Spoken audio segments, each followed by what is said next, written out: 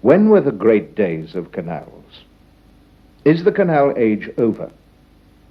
In 3 years, at the height of the canal mania, Acts of Parliament were passed for 800 miles of canal, which were built over the next 30 years. Eventually, there were over 4,000 miles of canal and navigable river.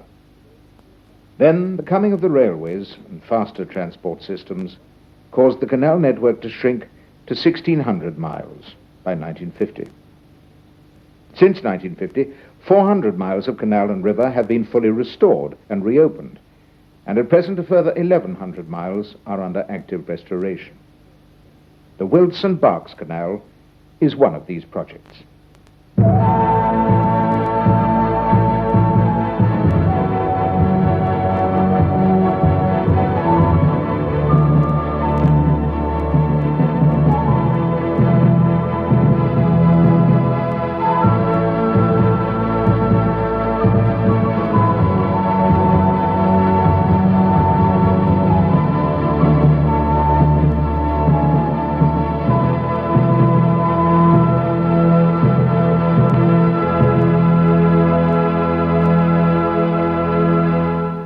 When the majority of English canals were built some 200 years ago, they were the greatest transport advance since the Roman roads.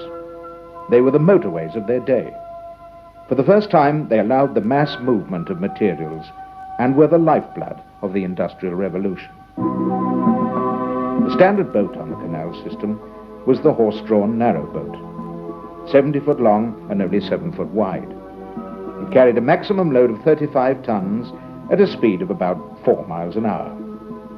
This seemed more than ample 200 years ago, but only 40 years later, the coming of the railways offered a faster and more economic service. The locks on the majority of English canals were designed to take either 1 or 2 narrowboats. The lock size was set by James Brindley in the latter half of the 18th century, and as a result, the majority of English canals are now not suitable for carrying industrial goods. 200 years have mellowed the canal system, time has softened the edges, and nature has taken a hold. The canal corridor with its open water channel, the canal banks and towpath hedge is a wonderful bonus for the countryside, being a home to a wide variety of plants, birds and small animals. My name is Paul Darby and I work as Assistant Conservation Officer for the Wiltshire Wildlife Trust. Completely derelict or filled-in sections of canal are of much lower wildlife value than a canal which is in water. It's really as simple as that. Canals are obviously being restored by people, for people primarily, but within this there's great scope and room for wildlife to benefit too. James Brindley has left us a wonderful and unique legacy. The canals were built on a human scale. They represent a transport network designed to be used by people and not machines. They're a way to get around the country, away from roads and modern traffic. They're places for people to enjoy and escape from the pressures of the modern world. The towpaths are easy places to walk, and with an improved surface, bicycles, prams and wheelchairs can use the path as well. Whilst boating is an essential feature of canals, less than a quarter of the people using the canals are boaters. Canals make wonderful green corridors, reaching right into the heart of many towns and cities. People who visit canals spend money in the area, and this helps to create new jobs. Not surprisingly, there is now a resurgence of interest in canals. There are more boats than ever. Instead of carrying coal and wood, the main cargo is now people. Following the restoration and reopening of the Kenneton-Avon Canal in 1990 and the Basingstoke Canal in 1991, the restoration spotlight now falls on the Wilts and Berks Canal project. The Wilts and Berks Canal system actually consists of 2 canals, the 52-mile-long Wilts and Berks Canal itself and the 9-mile-long North Wilts Canal. The minor branches of the canal to Chippenham, Calne, Longcott and Wantage add a further 6 miles. This is now the longest derelict canal system in the country, twice as long as any other derelict canal.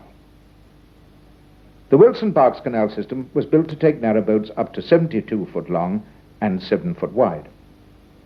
The history of the Wilts and Berks Canal mirrors that of the canal system as a whole. The main line of the canal was completed in 1810 and the North Wilts Canal in 1819. Through traffic ceased in 1901 with the partial collapse of Stanley Aqueduct, and the canal was abandoned in 1914.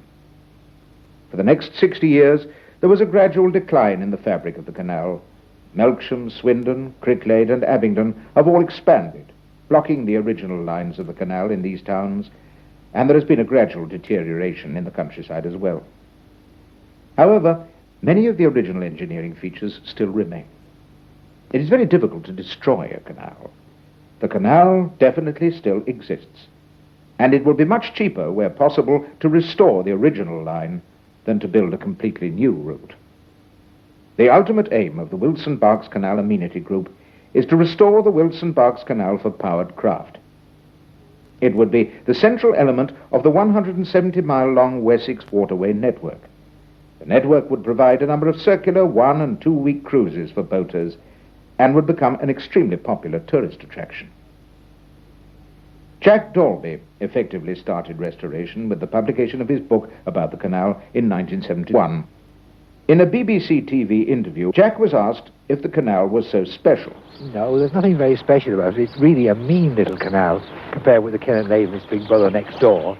But it was still a very important little canal. It carried coal right across south of England, supplied Swindon, across to Abingdon, and of course carried an awful lot of agricultural produce back to Bristol and to Abingdon and the Thames. What do you mean by mean? It's small. It's only a 7-foot wide canal as opposed to the bigger Canal, which is 14 feet wide. And it's got no great engineering works on it. Everything was done comparatively on the cheap. My name's Neil Rumble, and I've been secretary of the Wilts and Berks Canal Amenity Group since its formation in 1977. I spent some time looking around the remains of the Wilts and Berks Canal and decided that there was justification for trying to form a group. I decided in the spring of 1977 to publicise the idea in the National Waterways Press, and as a result a new group was formed. I'm Peter Boyce, and I became the editor of the journal. We called it Dragonfly, after Henry de Salis' steam launch, Dragonfly. He navigated the Wilts and Berks Canal from end to end, and would have been one of the few powered boats to do so.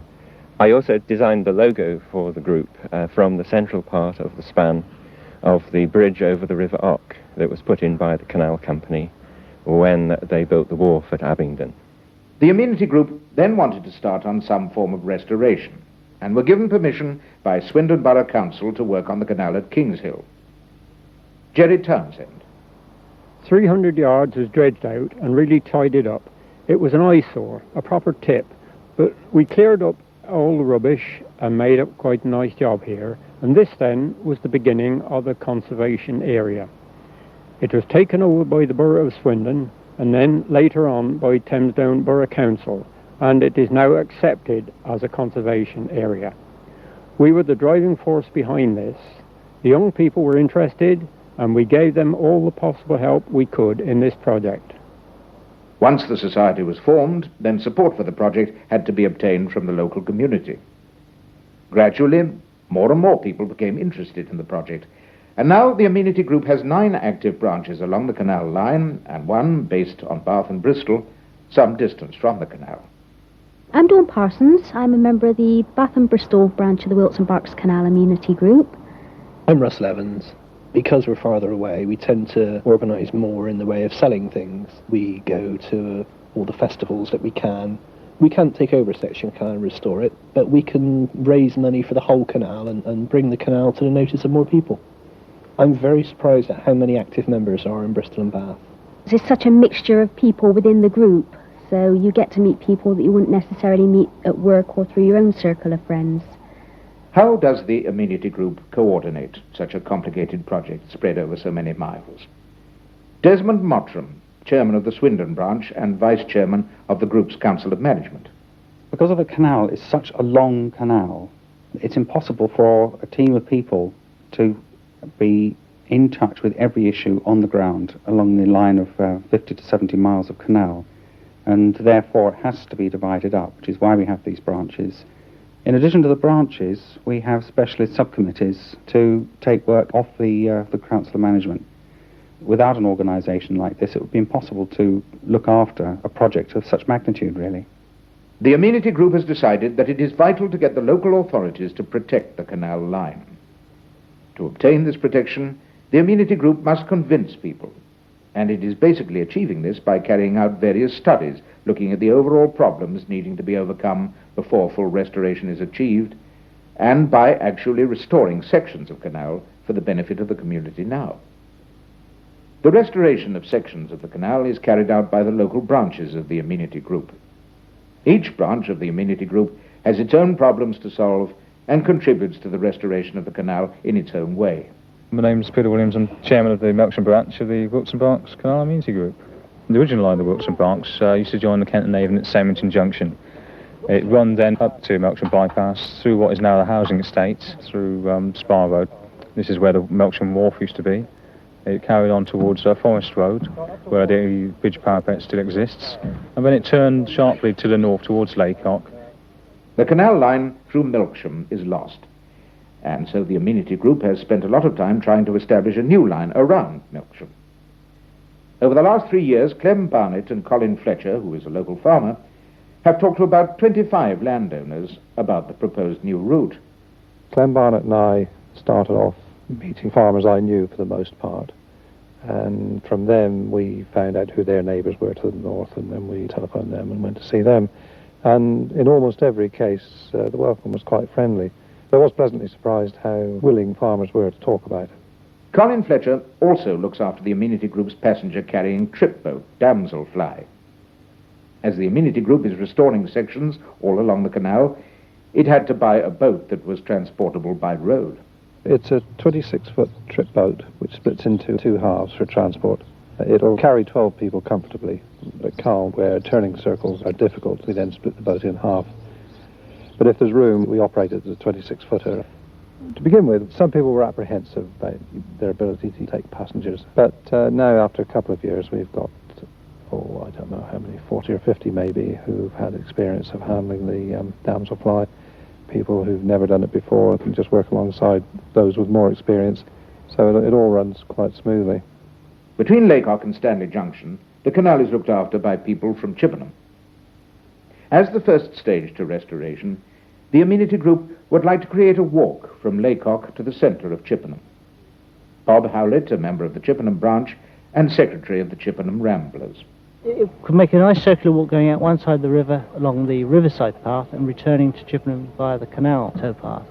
You've got the open vista of the river in the Laycock area, and then the river disappears behind the trees, and you get more of the hills as you come up round Nash Hill and up towards the A4. You've got quite a variety there. There was a branch of the canal into Chippenham, but this line was lost in the 1980s with the building of a new road. However, the Amenity Group uses the River Avon in Chippenham to raise money by running its trip boat Damselfly at the Chippenham Folk Festival. The main line of the canal crosses the A4, then the River Marden by Stanley Aqueduct, whose partial collapse in 1901 caused through traffic on the canal to stop. The aqueduct is still there today, but in a perilous state. The canal climbs by the two Stanley locks to Stanley Junction, which is the junction of the main line of the canal with the Colne branch. This branch of the canal passes through a very pleasant valley on its way to Colne. Here a short stretch at the end of the branch and near to the town centre has been restored. This section has become the centrepiece of an enlarged castle park and is now well used. Walk down the gravel path to the turning circle, enjoy the peace and quiet, look at the ponds next to the canal. It is hard to believe that in 1985 you would not have been able to tell where the land ended and the water began. The parapets at Chaverwell Bridge have been repaired, a wharf suitable for launching canoes and operating the trip boat constructed, and paths laid giving access for the disabled. The Amenity Group has worked with Colne Conservation volunteers to plant trees and to create a wetland habitat next to the canal and the River Marden. You've got within that area a great number of habitats, which in turn is going to support as wide a variety of wildlife as possible, and very beneficial. This section of canal was officially opened by the Earl of Shelburne in 1989. Since then, the group has held a Canal Day there once a year. I'm Peter Trelaw. I'm a Cairn Town Councillor. Canal Day is an attractive feature of Cairn life, and fundraising for all local groups, not just for the Canal Group. Much appreciated. Kevin Last, the secretary of the Cairn branch, has organised some of these Canal Days. It takes a tremendous amount of effort and hard work trying to pull people together. There's a lot of panic, certainly towards the date, but invariably through the efforts of all the people involved, it always comes together at the last minute. I'm John Marchant, and I'm the chairman of the Cairn branch of the Wilts and Berks Canal Group. We have a lot of fun, and this evening we're actually having a barbecue down on site as a social event, and invited members from other branches along. We join the voice by name, your thoughts there will proclaim. Yeah, Hutchins David Plain, you shall hear, you shall hear. Yeah, Hutchins David Plain, you shall hear. From Stanley Junction, the main line of the canal heads north through remote countryside. Foxham locks are approached on a half-mile-long embankment. John Filer, vice chairman of the Cairn branch of the Amenity Group, and the work party supervisor at Foxham. Every Sunday I lead a very enthusiastic group of volunteers who do enjoy getting the spades out and getting the wellies out and digging holes, and we're achieving a tremendous amount. We've rebuilt one lock, rebuilt one lift bridge. It's taken us, well, say the best part of 4.5 years, and we will have fun doing it. There are people that come from all over the country. There's people from Bristol, people from Warwick, there's somebody from St Albans, and they travel hundreds of miles to get down to Foxham. I'm Luke Walker. I'm based in Warwick. The last 2 years I've been here just about every Sunday. Do a day's work and whiz back to Warwick, an hour and a half's drive on a Sunday evening. You've usually got about 10 or a dozen of us here every Sunday. It's an amazing mix of people, actually. I mean, the youngest guy's, 18 or 19, the oldest guy's 70 and a bit. The people have all got useful skills, and we all work very happily together. We all get on really well, and it's a great team to work in. Even a partly restored section can be of great use to the community. The canal at Foxham was used to tell children about life in the Victorian age. Mary Smith, a member of the Foxham branch and head teacher of St Dunstan's Primary School at Cairn. Well, the Foxham Drama Day was brilliant. We took 260 children from different primary schools down. Each child had a role. Some were builders and bricklayers, and some were from the gentry, and they did watercolours, and some had boat rides. And we had a really worthwhile day. It showed how the canal can actually help with education, as well as being a fun thing. It's also going to provide different opportunities for children's learning. North of Foxham, there is the intact canal-side settlement of Dauncey Lock. Around the junction of the Turnpike Road and the canal grew up a community possessing 2 public houses, one still in use, cottages, a coal yard and warehouses. The Amenity Group has been trying for many years to find a way to restore both the canal and cottages. The group's efforts are fully supported by the local authority, North Wilts District Council. A mile to the east of Dauncey Lock is 7 Locks, which is the longest lock flight on the canal. Already the Amenity Group, with the help of the Waterway Recovery Group, which is a nationwide organisation dedicated to the restoration of canals, has done some clearance work. Above 7 Locks is the 17-acre Tockenham Reservoir, which was built by the Wilts and Berks Canal Company to enhance the water supply on the western end of the canal. 7 Locks marks the boundary of the Foxham and Wootton Bassett branches of the Amenity Group. The biggest structure on the Wootton Bassett section is Dunnington Aqueduct, which is in remarkably good condition, considering the years of neglect. Further east, the Amenity Group is working on a section of canal at Templars Firs. Since 1987, when the branch was set up, they have cleared over a mile, and this is now a pleasant walk. Vic Miller, the chairman of the Wootton Bassett branch of the Amenity Group, and a local scout leader. The stretch that we're working on is half to 3/4 mile in the centre of Wootton Bassett, It's 300 yards long. It's owned by the Wootton Bassett Town Council. Wiltshire County Council, which owns the canal immediately to the west, has now given permission for the group to restore it. I think it'd be a popular section for many people in Wootton Bassett. The Scouts certainly will be able to use it for canoeing, but we're using it quite a lot at the moment. The Scouts and the Cubs and the Beavers come out on different activities along this stretch for tracking and other outdoor activities. The local fishing club are very interested in using it for angling, and there are long-term plans to stock it with fish. The local branch has worked hard to get the local schools involved with poster competitions. And in July '93, there was a sixth form marathon by Wootton Bassett Comprehensive School, where they laid a 300-yard section of towpath with scalpings provided free by a local stone supplier. The money raised from sponsorship went to the Multiple Sclerosis Society.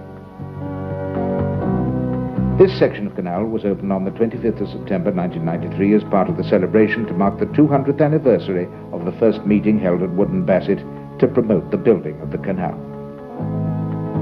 In the section of the canal looked after by the Wootton Bassett branch of the Amenity Group, the canal climbs to the Summit Pound. North of the motorway, it becomes the concern of the Swindon branch of the group. Desmond Mottram.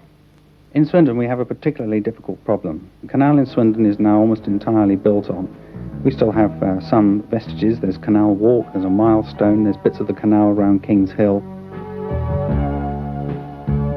Fleming Way in Swindon, one of the main roads through the middle of Swindon, is built actually on the line of the canal. The Magic Roundabout is where Swindon Wharf used to be.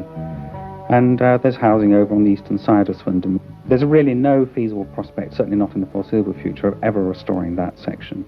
So we have to look at alternative routes. We have to look at a route for the main line, east-west, which would have to go to the south of Swindon, closer to Coate Water. And we also have to look for a route for the North Wilts Canal, which used to connect with the Thames and Severn Canal at Latton. The Amenity Group's own engineers, with some help from outside engineering firms, have produced some initial plans for these new routes and lodged them with Thamesdown Borough Council. Not everybody knows that Coate Water is in fact an artificial lake. It's a reservoir that was built by the Wilts and Berks Canal Company for providing water to the Summit Pound in Swindon. It's now an important nature reserve, but the council has allowed us to do boat trips on Coate Water, so there's still some boating activity going on there. The main line of the canal from the west of Wootton Bassett to the east of Shrivenham and practically all of the North Wilts Canal lies within the new Great Western Community Forest, which was set up as a result of government initiative. Richard Keating is the officer given the responsibility for developing the community forest. The canal, with access to its banks, obviously, is going to be a very important recreational feature. People are very much drawn to water, and obviously having that as a resource within the forest is going to be something that makes it a lot more attractive for countryside recreation for a whole lot of people, whether it's actually canoeing on a long boat, fishing, or just walking or cycling along the banks. In principle, the route between Swindon and Wootton Bassett and between Swindon and the Cotswold Water Park are obviously, very valuable commuter and touristic recreation routes, offering lots of opportunities for people to get into work by cycling from Wootton Bassett, for example, or going for wider recreational tourist trips out to the Cotswold Water Park. So, in principle, the routes are just right. East of Swindon, the canal used to pass through the right-hand arch of Acorn Railway Bridge before entering what is now Oxfordshire and the Vale of the White Horse. It used to be in Berkshire, but in 1974, the planners moved the canal into Oxfordshire.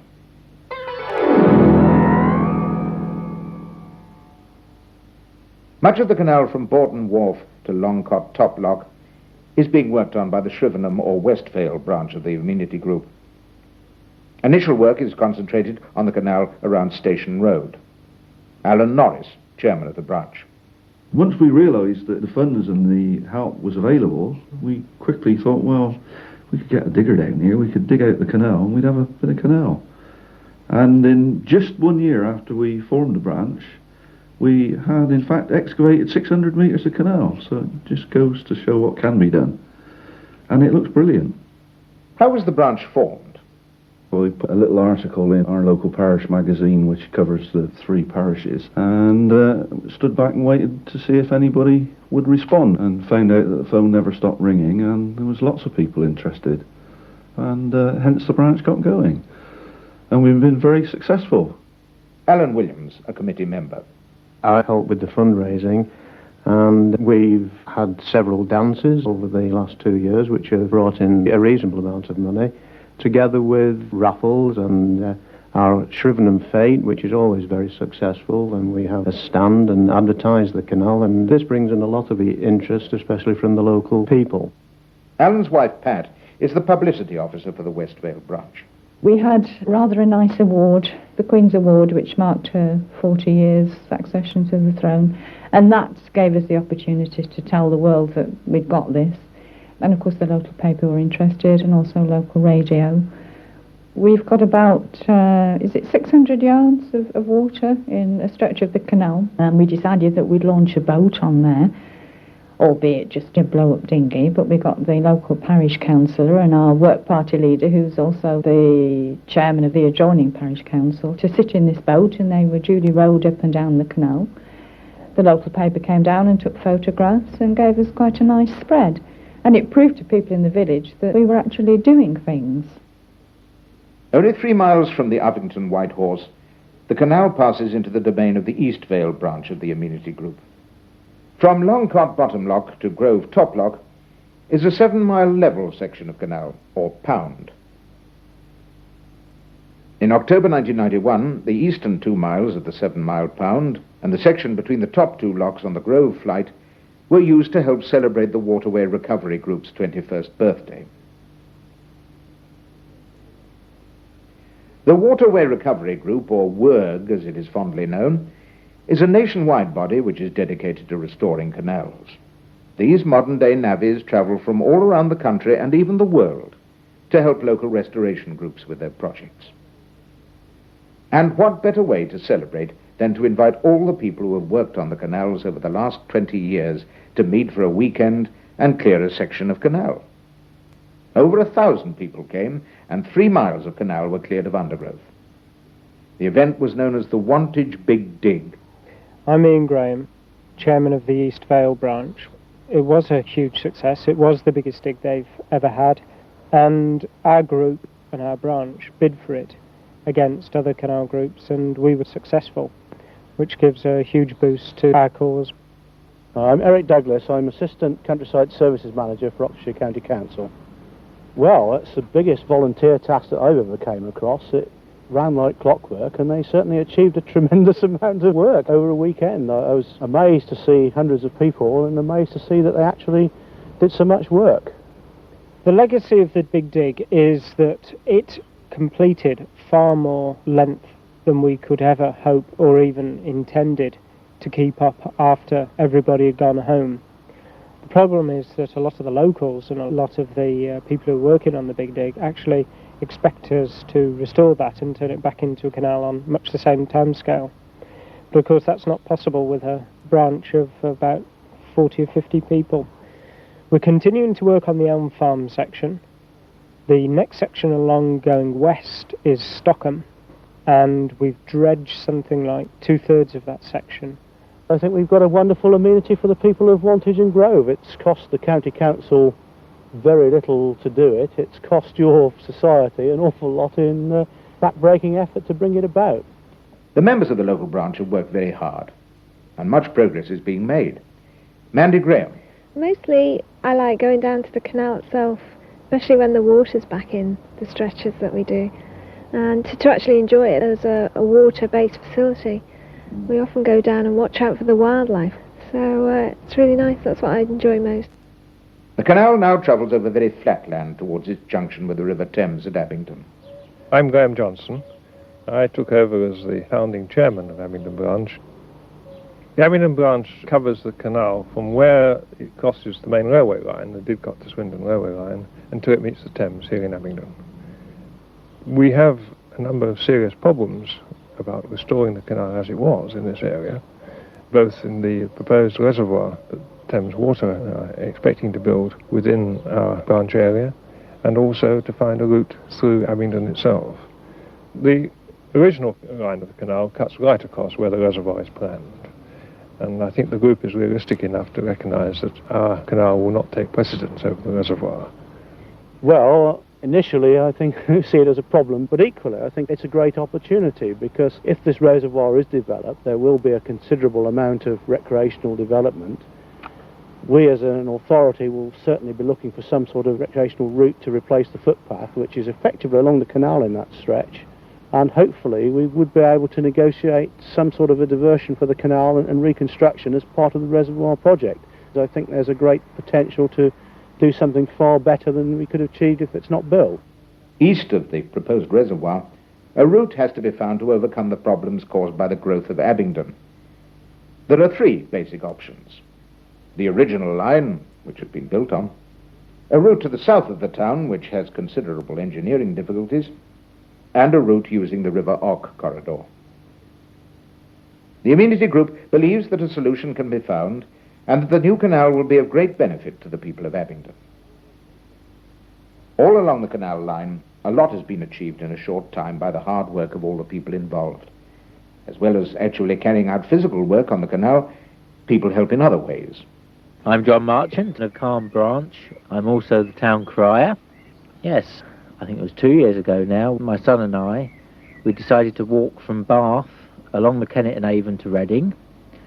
And the idea was partly to raise funds for the Wilts and Berks Canal, but we also decided to do it as a promotional exercise. And every lunchtime and evening we stopped at a suitable hostelry and told everybody about what was happening on the Wilts and Berks Canal. And I believe we got quite a few new members from doing it. We raised £1,500 towards the group, which we actually asked to go towards providing facilities for the disabled, and we had a jolly good time. We took 10 days to do it. It was hard work, but very enjoyable. Carol Chapman, who made a needlework picture of the Wilts and Berks Canal. The idea came from a book on pictures that I've got at home of the Thames, and I looked at that and thought, I can do that, but of the Wilts and Berks, and then spent a number of hours designing it, and then about 90 hours actually stitching it. We then raffled it and made, I believe, approximately £600 profit. A lot of work went into it, and it was my first original picture that I'd ever designed on my own. And the cry is now for something else. Helping with the canal restoration can be a lot of hard work. So why do people do it? I got involved because after spending a number of years working and going on holiday on the canals, I decided it was time to put something back. It's a lot of fun. Backache, satisfaction. Well, I think it's one of those things that seems a good idea at the time. Well, by putting myself into this restoration situation, I'm hoping that I can encourage other people to take an interest in canals as well. What I find with the canal group, it's like being on the holiday on the canals. I can walk onto a work site, I don't know anybody on that work site. Within 10 minutes I know them all. When the Kennet and Avon Canal restoration started, it seemed as ambitious and difficult as the Wilts and Berks restoration seems today. To publicise the Wilts and Berks restoration, a boat rally was organised by the Melksham branch of the Amenity Group on the Kennet and Avon Canal at Semmington Junction. Brian House of the Kennet and Avon Canal Trust. Yeah, I think it's a very ambitious scheme, and I said that 20 years ago when I started on the Kennet and Avon. It's an ambitious scheme, we will never get there, but we did, and we support them as much as I can. Support is now forthcoming from a large cross-section of outside organisations. Local charities, firms both locally and nationally known who have provided money, services and materials. All the local authorities along the canal line now support the Amenity Group, and support has also been obtained from the Civic Trust, Countryside Commission and Rural Action. Tom Cairns of the Civic Trust. Well, I think the interesting and remarkable thing about the Wilts and Berks Canal Amenity Group is that, yes, it's very much concerned with navigation, with restoring the canal as a physical entity, but it also does very much more than that. It's all about providing amenities for a whole wide range of different groups who look upon canals as a major source of recreation. People interested in fishing and cycling and walking, wildlife study, and so on.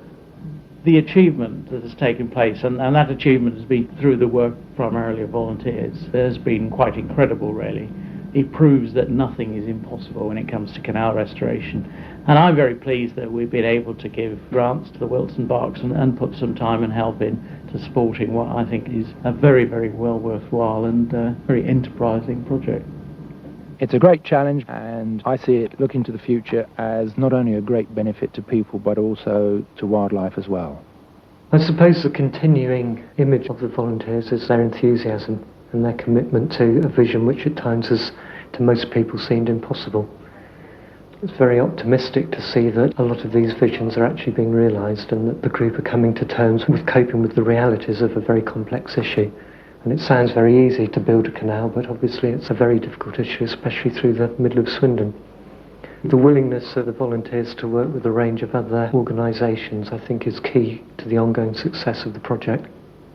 I think in 4 years you've absolutely convinced me that you can do the impossible. It may take a little longer, as they say, but I take my hats off to you as organisers and for the vision that your committees are showing. I'm very impressed. I think the Wilts and Berks Canal Group have done a great job for Carn in restoring the Carn section of the canal. The canal restoration is spearheading the improvement of the whole of the Marden Valley. The area where the canal runs was effectively derelict and abandoned before the canal group got to work on it, and it's created something out of nothing. The impetus came from the Wilts and Berks Canal Group, and they got a certain amount of local help, but they must get all the credit, I think, for getting the show on the road. The Wilts and Berks Canal. It definitely exists and is already benefiting people and wildlife now. There is a very dedicated and enthusiastic group working towards restoration, and their efforts are being recognised more and more. Restoration of the Wilts and Berks Canal, it looks an absolutely impossible task.